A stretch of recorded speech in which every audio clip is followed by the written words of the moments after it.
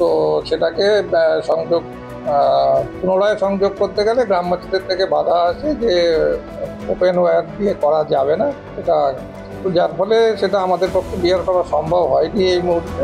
হ্যাঁ, টাকা নিচ্ছে তো, 50 টাকা করে দিচ্ছি। জল যতদিন থেকে ছাড়ছে জলটা, ততদিন থেকে আমরা পাচ্ছি না।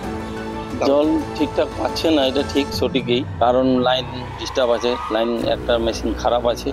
আছে পাইপলাইন, ট্যাপ কল, নেই পরিশ্রুত পানীয় জল। জলের অপর নাম জীবন। জীবনের জন্য অত্যন্ত প্রয়োজনীয় জল। জলের কারণে জীবন সম্ভব, তাই জলকে জীবন বলা হয়। জল এমন একটি মূল্যবান পদার্থ যা আমাদের শারীরিক চাহিদা পূরণ করে এবং একই সঙ্গে অনেক মানুষের কাছে আধ্যাত্মিকভাবেও গুরুত্বপূর্ণ। কিন্তু আজকের যুগে দাঁড়িয়েও অধিকাংশ জায়গায় অমিল পরিশ্রুত পানীয় জল। জলের চাহিদা পূরণে সমস্যার সম্মুখীন সাধারণ মানুষ। উত্তর দিনাজপুর জেলার রায়গঞ্জ ব্লকের কমলাবাড়ি 1 নম্বর গ্রাম পঞ্চায়েত এলাকা। এখানে রয়েছে পাইপলাইন, বাড়ি বাড়ি লাগানো হয়েছে ট্যাপ কলও, কিন্তু সেই ট্যাপ কল দিয়ে পড়ে না জল, যার জেরে গ্রামের বাসিন্দারা বাধ্য হয়ে পান করছেন আয়রনযুক্ত জল। আবার কখনো পরিশ্রুত পানীয় জল আনতে তারা ছুটছেন অনেকটাই পথ। রায়গঞ্জ ব্লকের উদয়পুর, পিরোজপুর, ছত্রপুর, কর্ণজোড়া, মেহেন্দিগ্রাম সহ একাধিক এলাকায় দেখা দিয়েছে পানীয় জলের সমস্যা। কিন্তু কেন পরিশ্রুত পানীয় জল পাচ্ছেন না তারা? তার সদুত্তর দিতে পারেননি এলাকার বাসিন্দারা। সামনেই গরমকাল, যার জেরে জল সংকটের আশঙ্কায় ভুগছেন গ্রামের বাসিন্দারা। হ্যাঁ, জল পাচ্ছেন না।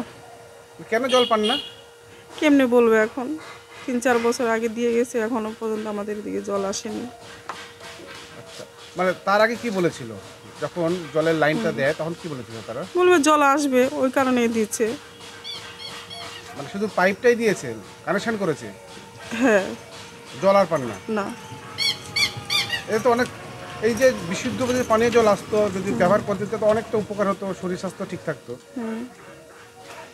ওই কারণেই বসানো, কিন্তু আমরা তো পাচ্ছি না জল। মেম্বারদেরকে জানাননি? না, কেউ জানায়নি, আমরাও জানাইনি, এখনো জানাইছি কিনা আমি ঠিক বলতে পারবো না। মানে জলটা আসলে কি সুবিধা হয় আপনাদের? হ্যাঁ, অবশ্যই। না, আসে না তো। মানে কেন আসে না কিছু জানেন? কেমন করে বললো, আমরা এই সম্বন্ধে কিছু জানি না তো আমরা। টাকা পয়সা দিয়েছিল? হ্যাঁ, টাকা নিচ্ছে তো, 50 টাকা করে দিচ্ছি। ট্যাপ বসানোর জন্য? হ্যাঁ। আচ্ছা, কতদিন থেকে আপনারা জল পাচ্ছেন না? অনেক দিন ধরে, যেদিন থেকে চালু হয়েছে জিনিসটা, ওই যে জল যতদিন থেকে ছাড়ছে জলটা, অতদিন থেকে আমরা পাচ্ছি না। আচ্ছা, জলই আসে না? না, শুধু পাইপ লাগিয়ে দিয়ে গেছে। তো আপনারা কি চাইছেন? জল আসলে ভালো তো? জল আসলে ভালো। আপনারা পঞ্চায়েতকে জানিয়েছেন? না। পাইপলাইন, ট্যাপ কল থাকার পরেও কেন বাড়ি বাড়ি পৌঁছয়নি পরিশ্রুত পানীয় জল? তার কারণ খুঁজতে এলাকায় পৌঁছে গিয়েছিল ট্রাইব টিভি বাংলার প্রতিনিধি দল।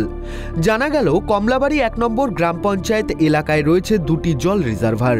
একটি রিজার্ভার উদয়পুর জল সরবরাহ প্রকল্পের অধীনে, অন্যটি পিরোজপুর জল সরবরাহ প্রকল্পের অধীনে। জানা গিয়েছে, পথশ্রী প্রকল্পের কাজ চলাকালীন উদয়পুরে জল সরবরাহ প্রকল্পের পাইপ ফেটে যাওয়ার কারণে দেখা দিয়েছে সমস্যা। জল পাচ্ছেন না বিস্তীর্ণ এলাকার মানুষ। অন্যদিকে বিদ্যুৎ সংযোগ না থাকার কারণে চলছে না পিরোজপুর জল সরবরাহ প্রকল্পের অধীনস্থ একটি পাম্প। অভিযোগ, এলাকায় 11,000 ভোল্টের তার টাঙাতে দিচ্ছেন না স্থানীয়রা, ফলে অকেজো হয়ে পড়ে রয়েছে একটি পাম্প, যার জেরে দেখা দিয়েছে পানীয় জলের সংকট।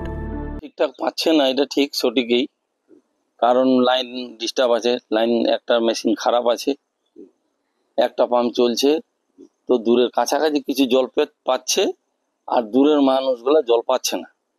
এই এলাকায় তো মানে এই পাম্পের উপরে তো অনেক এলাকার বহু দূরের মানুষ। হ্যাঁ, দূরের নির্ভরশীল। হ্যাঁ। কোন কোন এলাকা? জলটা ভালো, জলটা খায় মানুষ সবাই। কোন কোন এলাকার মানুষ? আমাদের পিরোজপুর, তারপরে হলো কর্ণজোড়া, বগুড়াম, মেহেন্দিগ্রাম, চেউটিয়া, বীজগ্রাম, আর কি, যাই হোক বীজগ্রাম ওটা বলে। কিন্তু সাধারণ মানুষের জলের সমস্যা মিটবে কবে? এই প্রশ্নের উত্তরে দ্রুত জলের সমস্যার সমাধানের আশ্বাস দিয়েছেন জনস্বাস্থ্য কারিগরি দপ্তরের রায়গঞ্জ ডিভিশনের এক্সিকিউটিভ ইঞ্জিনিয়ার অনিরুদ্ধ ভট্টাচার্য। এই দুটো যেটা আপনি বলছেন, একটা হলো পিরোজপুর ওয়াটার সাপ্লাই স্কিম, সেখানটায় অ্যাকচুয়ালি বিদ্যুৎ সংযোগ বিচ্ছিন্ন হয়ে আছে ঝড়ের কারণে। তো সেটাকে সংযোগ পুনরায় সংযোগ করতে গেলে গ্রামবাসীদের থেকে বাধা আসে যে ওপেন ওয়্যার দিয়ে করা যাবে না, সেটা যথেষ্ট কস্টলি, এভি কেবল দিয়ে করতে হবে। তো যার ফলে সেটা আমাদের পক্ষে বিয়ার করা সম্ভব হয়নি এই মুহূর্তে, যেহেতু এটা পুরনো স্কিম, জল জীবন মিশনের রেট্রোফিটিং স্কিম হিসাবে এটা ট্রিট হচ্ছে। তো যার ফলে এটা আমরা খালি মানে রক্ষণাবেক্ষণের খরচটাই পাই আর কি সরকার থেকে। তো এটা যথাযোগ্য জায়গায় আমরা জানিয়েছি, আমরা জেলা পরিষদ জেলা সমাহর্তাকে জানিয়েছি এবং আমাদের যারা মেকানিক্যাল ইলেকট্রিক্যাল উইং আছে তাদেরকেও বিষয়টা জানানো হয়েছে। শীত কাটতেই দেখা দিয়েছে গরমের আভাস। এমনিতেই প্রতি বছর গরমে তীব্র হয় জলের সংকট, জেলা জুড়ে বাড়ে জলের চাহিদা।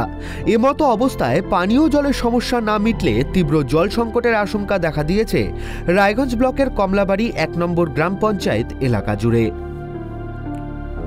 রায়গঞ্জ থেকে অনিমেষ সরকারের রিপোর্ট, ট্রাইব টিভি বাংলা।